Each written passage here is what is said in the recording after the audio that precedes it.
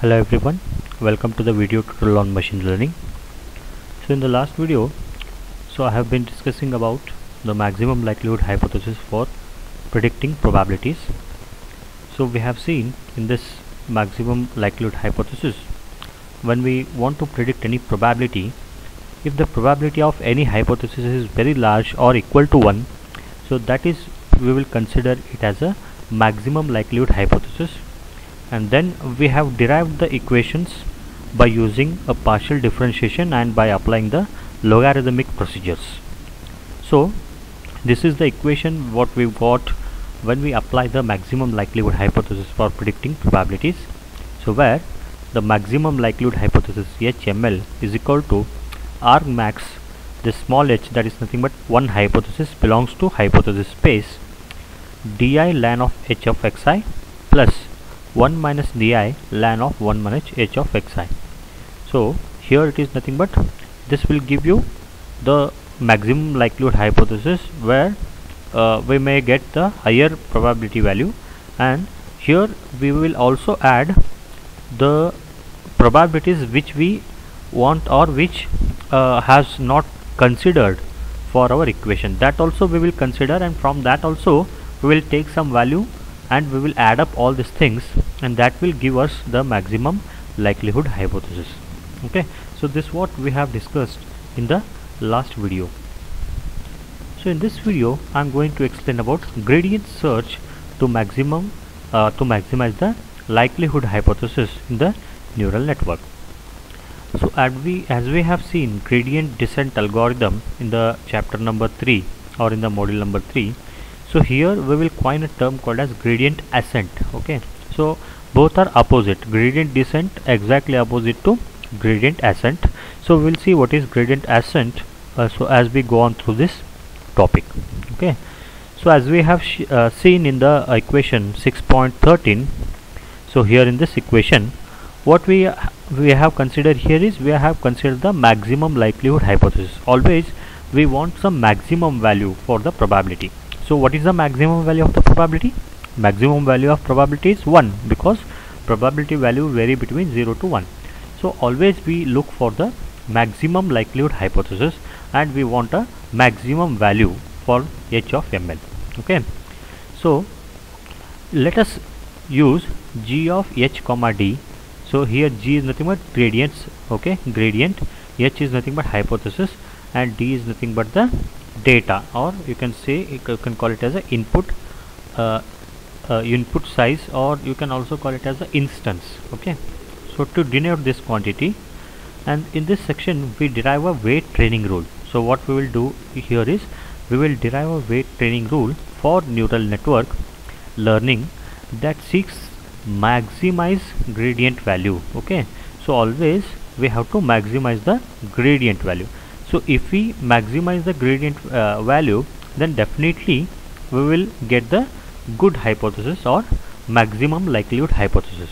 Okay, but here without using gradient descent we are using gradient ascent. Okay, please remember this point, we are using gradient ascent here for a weight training rule. And you know weight training rule for neural network, we have two types of weight training rule. One was perceptron training rule, another one was gradient descent. Okay, using delta rule. So there it was gradient descent in module number 3. If you go to perceptron training rule, so go to my videos, so you can come to know about these two rules and how we have applied that rules to change the error change the weights in the training. Okay, so now but here in this technique we are applying gradient ascent, we are not applying gradient descent and delta rule. Please remember this point, this point is very important here in this maximum likelihood hypothesis of a neural network. Okay, so as discussed in chapter number 4, chapter number 4 is nothing but module 3. The gradient g of h comma d is given by the vector of partial derivatives of g of h comma d with respect to the various network weights that defines the hypothesis h represented by the learned network. Okay, so if you go to that module number 3, there we have defined this gradient. What is this gradient descent? That is g of h comma d gradient. What is gradient and what is gradient descent? So we have given that as a vector of partial derivatives. So you can see there we have applied dou by dou x like this. Okay, if you go to that video, you'll come to know. So dou is nothing but the partial derivative. Okay, so same thing we will apply it here.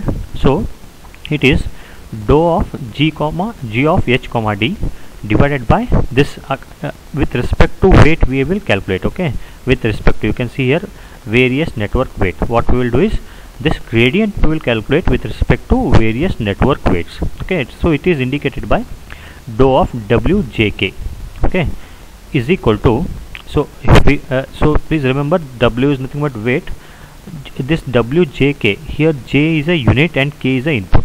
Okay, j is a unit and k is a number of inputs. It is equal to summation of I varies from 1 to m. So it is dou g of h comma d, this term remains same in the numerator, divided by dou of hypothesis. Okay, hypothesis instance. Okay, consider you have taken the first hypothesis, it becomes h of x1. Consider if you have taken second hypothesis, it becomes h of x2, like this. Okay, and it goes on up to I. Okay, or any number of inputs, into dou of h of xi divided by dou of wjk. So what we have applied here, please remember what we have applied here.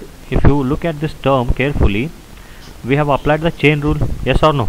So chain rule which we have applied in the back propagation, same thing we have applied. Look at this. So g of h comma d with respect to hypothesis into the hypothesis value with respect to weight. So here this one and this numerator will get cancelled on what is remaining. Remaining is again the same value. Okay, so if you want to expand this term, you can expand with respect to the chain rule. Okay, that we have applied in the back propagation. So same rule I have applied here. Okay, then so you can simplify this value. How to simplify this value? Okay, this value g of h comma d divided by dou of h of xi, we know its formula already. So g of h comma d, what's the formula? So it is maximum likelihood hypothesis. Okay, g of h comma d will give you maximum likelihood hypothesis. And what is the formula of maximum likelihood hypothesis? Already we have seen it here. Okay, so we can apply this here. So it becomes dou of di ln of h of xi plus 1 minus di ln of 1 minus h of xi. So what we have applied? Previous maximum likelihood hypothesis equation 6.13 we have applied here. So divided by dou of h of xi into dou of h of xi divided by dou of wjk. Again simplify this. So we can write it, this term as di minus h of xi divided by h of xi into 1 minus h of xi. So when we simplify it, we will get it into, and this term remains same. Okay, so to keep our analysis simple, suppose our neural network is constructed from a single layer sigmoid unit. Okay, so please remember, so if you take a 2 layer or 3 layer sigmoid units, then the equation becomes very complex and it is very difficult to solve the equation. So hence we assume that we will assume it is made up of single layer sigmoid unit. Okay, so when we take a single layer sigmoid unit, you already know it in a perceptron training rule. So the formula becomes dou of h of xi divided by dou of wjk equal to sigma dash xi into xijk. So which is nothing but, which is equal to again h of xi into 1 minus h of xi into ijk, h of x of ijk. Okay, so here x of ijk is nothing but, k is nothing but kth input. Remember this, k is nothing but kth input, j is nothing but unit, and I is nothing but ith training example. Okay, and sigma dash of x is the derivative of sigmoid squashing function. So sigma dash of x, it is called as, it is a derivative of sigma squashing function. Okay, it is squashing function.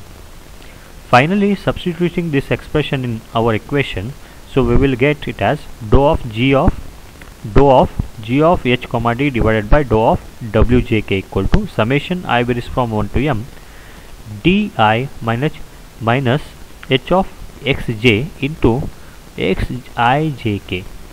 Okay, xijk. What is k here? K is a unit, input, j is a unit, and I is a training example. Which training? First training example, second training example, like this.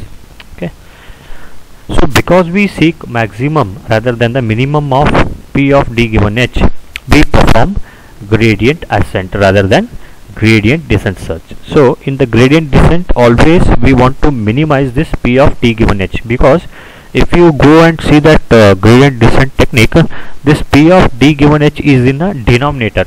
So if we decrease the value of denominator, then definitely we will get the highest value. So okay, so but here this P of D given H, it is there in the numerator only. So hence what we, instead of performing gradient descent search, here we are performing gradient ascent search, so that we want to maximize its value. Okay, so on each iteration of the search, the weight vectors is adjusted in the direction of gradient using weight update rule. Again, so we are applying the weight update rule, that is perceptron weight update rule, that is Wjk is equal to Wjk plus delta Wjk. And what is delta Wjk? It is nothing but is equal to eta, which is nothing but learning constant. So already we have seen this is a positive learning rate or learning constant, into summation of I varies from 1 to m, this value. Okay, this value we have taken it as it is. So where eta is a positive constant that determines the step size of ith gradient ascent search. Okay, it determines the step size. So previously in the gradient descent technique, eta is nothing but it is determining the learning rate, and its value constant, it is a positive constant value, and its value is very small. So okay, we can consider it as 0.1. but here it is eta is called as positive constant, which determines the step size. Okay, it determines the step size of ith gradient ascent search, right? Okay, so then, so as we know, we have applied the back propagation technique for weight update rule.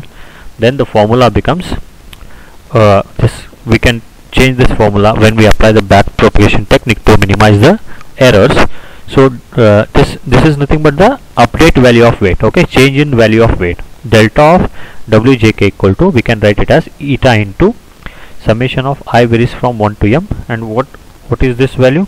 This value we already know, it is nothing but h of xi into 1 minus h of xi into d of I minus h of xi into x of ijk. Okay, so here we have written this term when we apply this into this value, w of jk value. So we know w of jk, so the same thing we have applied here. Okay, and we got our result, that is we have derived the sigmoid function over here. So to summarize, these two update rules converge towards the maximum likelihood hypothesis in two different settings. Okay, so the rule that minimizes the sum of square error seeks the maximum likelihood hypothesis under the assumption that the training data can be modeled by normally distributed noise added to the target function value.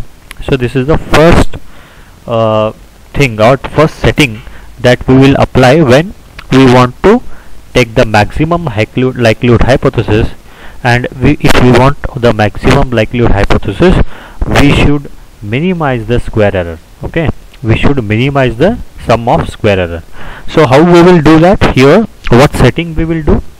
Here what setting we will do is, we will assume that the training data can be modeled by normally distributed noise added to the target function value. So here in this setting we will add some noise to the data, okay, which is a normally distributed noise. Okay, please remember we have two types of distributed value: exponential distribution, normal distribution. So here we are adding normally distributed noise to the target function value in the first setting. The rule that minimizes cross entropy seeks the maximum likelihood hypothesis under the assumption that the observed Boolean value is a probabilistic function of a input instance. Okay, in this rule what we will do is, we will check the probabilistic function of the input instance, assuming that we will get some observed Boolean values. That means we will get either the value as true or the value as false.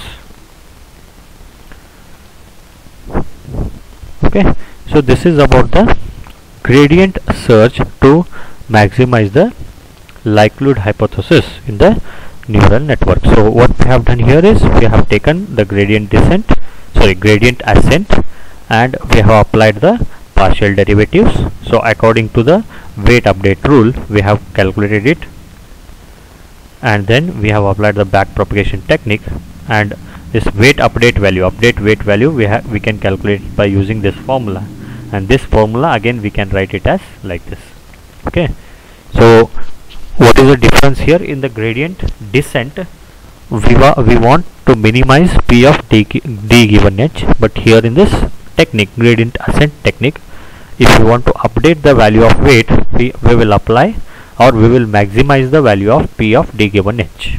Okay, and here we will see, or in this setting we will set up the two different things. One is we want to minimize the sum of square error, and we will do the setting that we will add up some normally distributed noise to the target function value. Okay, so what we will do is we will add up some normally distributed noise to the target function, and another setting what we will do is we will observe the boolean values, whether it will give me the probabilistic function for a input instance or not.